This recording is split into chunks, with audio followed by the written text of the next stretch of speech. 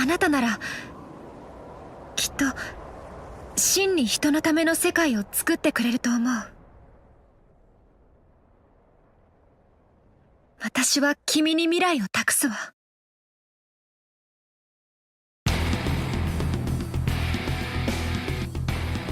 伝説の悪魔たちが闇から目覚め東京を狙っている。ここは東京なんか。悪魔が徘徊する危険な場所だ。今は魔界と呼ばれている。君は意図せず巻き込まれてしまった。君だけでも死に抗えるよう私の力を全て託すことを誓う。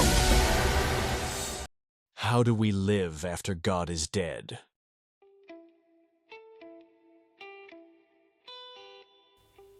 Hi everyone.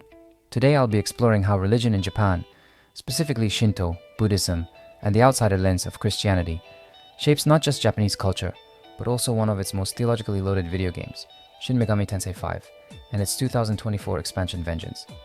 This game is one of my favorite games of all time, and is far from being just a turn-based simulator, as underneath it lies an intricate playable philosophy simulator about human agency, cosmic power, and the death or rebirth of divinity. Let's start with Japan's religious context. Religion in Japan is syncretic by nature. People casually blend Shinto, Buddhism, and even Christian practices into daily life. You might see someone visit a Shinto shrine on New Year's, get married in a Christian-style chapel, and hold a Buddhist funeral. But this isn't just spiritual harmony. There are real tensions underneath, especially between native religious practices and Western monotheistic imports, like Christianity. Christianity came to Japan through missionaries, but more aggressively during the American occupation after World War II. While Japan didn't convert en masse, Christian moral binaries, ideas like one God, good versus evil, or universal law, began shaping education, law, and pop culture. This created a deep philosophical tension. Can Japan maintain its plural, localized spiritual identity while living under global, often Western structures? That's the question Shin Megami Tensei 5 dramatizes, and it does so through demons, gods, and the apocalypse. In Shin Megami Tensei 5, you play as a high school student caught between Tokyo and Da'at, a devastated alternate world crawling with demons.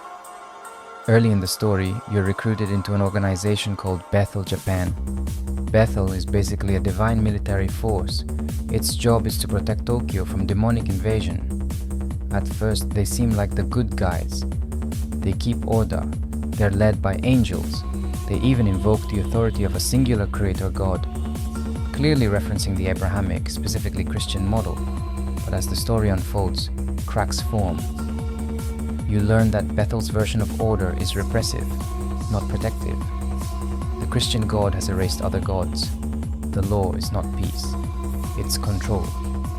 Cultures, traditions, and even other mythologies are silenced in the name of divine order. This is where post-colonial theory comes in. Thinkers like Frantz Fanon and Edward Said talk about how colonizers replace local systems, not just politically, but spiritually and culturally. This makes Bethel a metaphor for cultural erasure through religious monotheism. So the law route in this game, normally considered the good or holy option in RPGs, becomes something more sinister. If you follow it, you're not saving the world. You're helping one god destroy all others.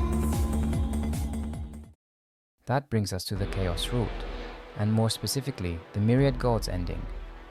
In Japanese mythology, the phrase Yaoyorozu no Kami, or 8 million gods, symbolizes the countless spiritual forces in Shinto, gods of rivers, trees, cities, ideas, and ancestors. It's a worldview where divinity is everywhere and everything, not above you, but around you. In the game, Tsukuyomi takes a turn from the traditional survival of the fittest chaos route and instead proposes restoring these ancient gods to create a multipolar world. Instead of letting the creator write the rules, why not reboot reality under the guidance of Japan's own spiritual forces? You help awaken dormant deities and build a pantheon, a coalition of diverse divine beings, not ruled by one god, but united by mutual purpose, This is a decolonial narrative. It's about spiritual self-determination. Instead of siding with Western universality, the player can choose to reclaim local gods and reshape the cosmos through native voices. But this choice isn't without consequences. Chaos in this game isn't framed as random violence. It's pluralism, with all its messiness, conflict, and freedom. Order is replaced with negotiation. Peace is no longer imposed. It has to be earned. This reflects a real-world Japanese dilemma. Can the country rebuild its spiritual identity without falling into nationalism or isolationism? The game doesn't answer, it just gives you the power to decide.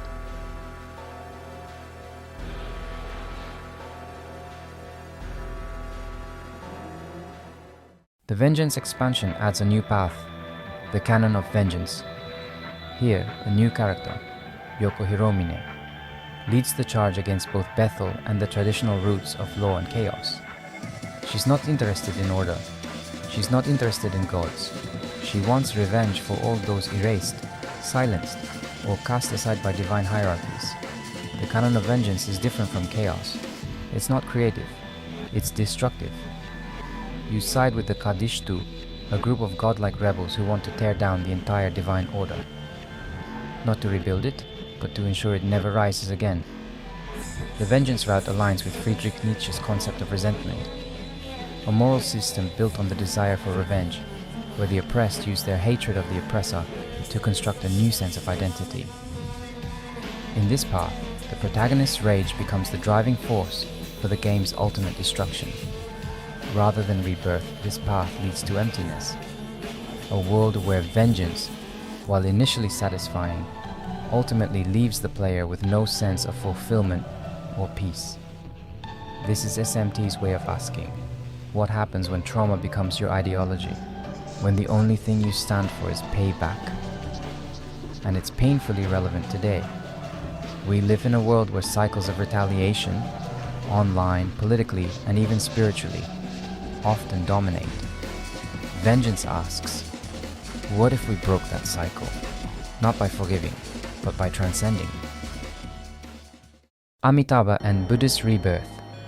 This ending invites the player to transcend the dichotomy of law and chaos and instead embrace a vision of interdependence.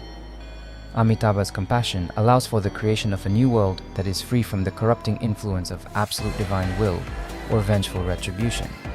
Amidst all this destruction, the game also presents a hopeful alternative in the form of Amitabha, the Buddha of Pure Land Buddhism.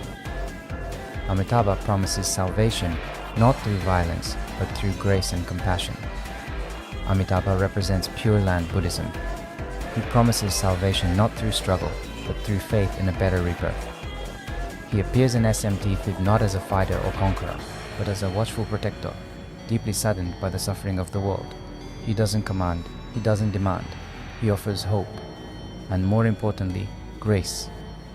In one of the game's neutral conclusion, the protagonist rejects both the law and chaos paths, instead choosing to rebirth the world in a new image. Here, the game aligns with Buddhist principles of emptiness, where the world is constantly in flux and can be reborn anew through human intention and spiritual awareness. This ending is Buddhist in essence. It's about emptiness, the void that allows new form. Not nihilism, but possibility, where law says, follow God, and chaos says, follow power. This path says, follow your intention. It's a radically humanistic conclusion. You're not just saving the world, you're becoming the source of its rebirth. In conclusion, Shin Megami Tensei 5 and Vengeance offer a rich, multifaceted exploration of religion and philosophy, particularly in the context of Japan's historical and contemporary struggles with Christianity, Shinto, and Buddhism. By engaging with these themes, the game becomes not only a critique of spiritual colonization, but a theological laboratory in which the player explores the boundaries between divinity, power, and human autonomy. Each path in the game presents a different theological argument, from the totalitarian monotheism of Bethel to the pluralism of the myriad gods, the nihilism of vengeance, and the hopeful rebirth of Amitabha.